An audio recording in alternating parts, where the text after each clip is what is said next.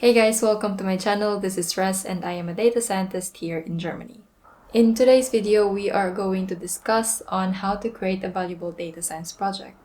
Back in 2018, when I decided to become a data scientist, I also did some basic data science projects.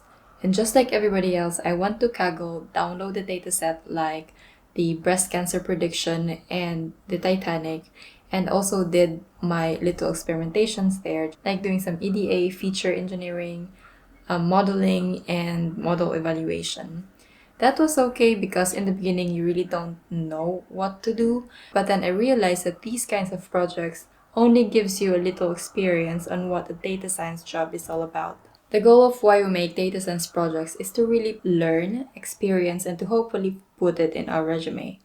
The downside of doing these kinds of projects is that it's already available to you via download, it's structured, it's mostly cleaned, and it's very outdated. Talking about Titanic when my grandparents are still not around. And in my experience, companies needs mostly the opposite. So most of the time, the data is not available via download and sometimes it's not structured, so you have to do your own ETL or query the data from a database. It's not clean and it's not outdated. And to think that these are mostly the situations around, it only makes sense to make a data science project that mimics this kind of flow. When we are working on a data science project, it usually follows an iterative process, and usually it follows this flow: problem identification, data collection, data pre-processing, feature engineering, modeling, model evaluation, model deployment, and model monitoring. In my opinion, the most important steps in creating a data science project are the first two: the identification of the problem and also the data collection.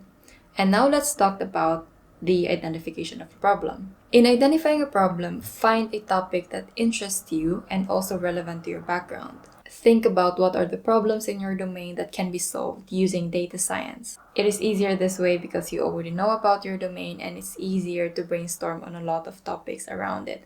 And you also would know what kind of data you need to solve this problem. So in my previous videos, I always talked about what are the skills that companies need.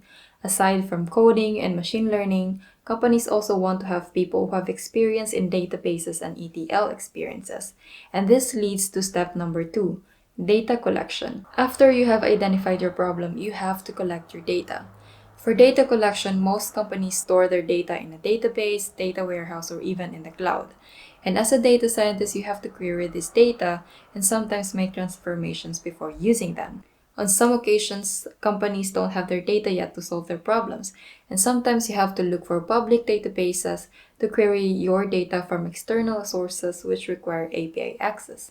The reality is, data scientists always grab their data from somewhere else to process. For your project, you can find databases that you can access or search for public APIs that you can use to collect the data that you need and store this data to your own database in your local database. And by doing this method, you will be able to have an experience in data querying from a database, and you can also have knowledge about APIs, which companies really need.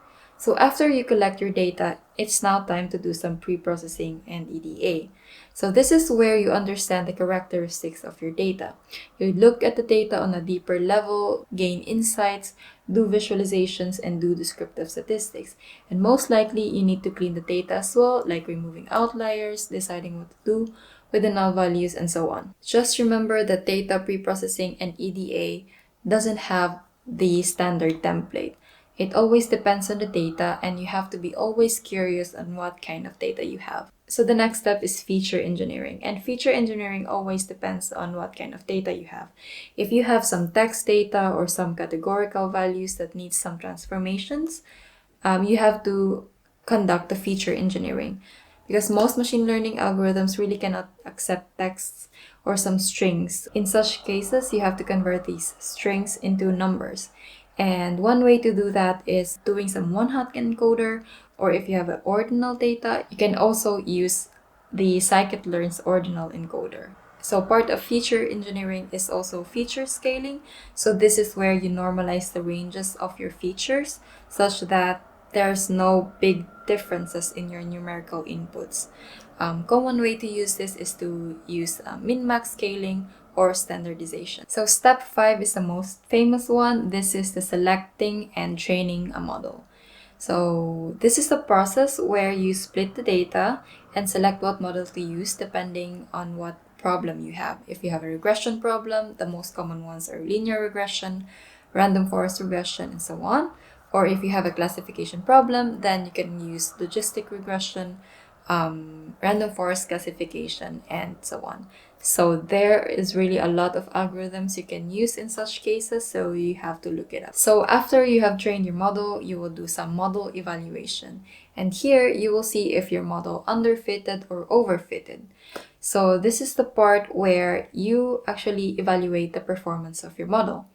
One way to evaluate the performance of your model is to use train test split method, where you split the training set into a smaller training set and a validation set, and train your model against the training set and evaluate it against the validation set.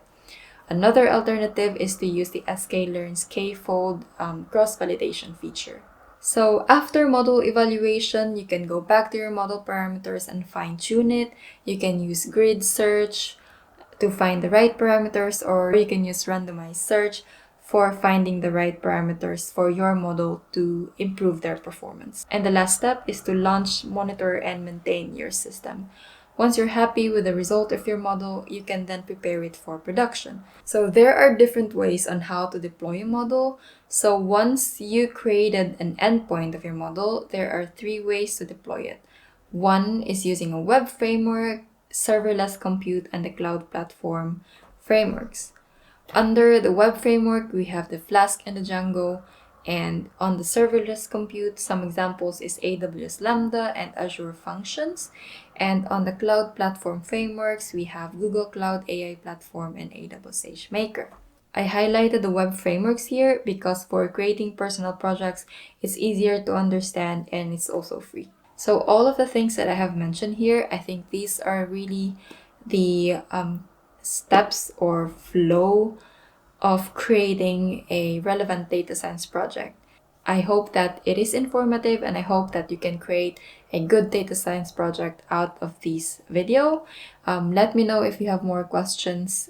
Thanks for watching, and hope to see you on my next video. Bye!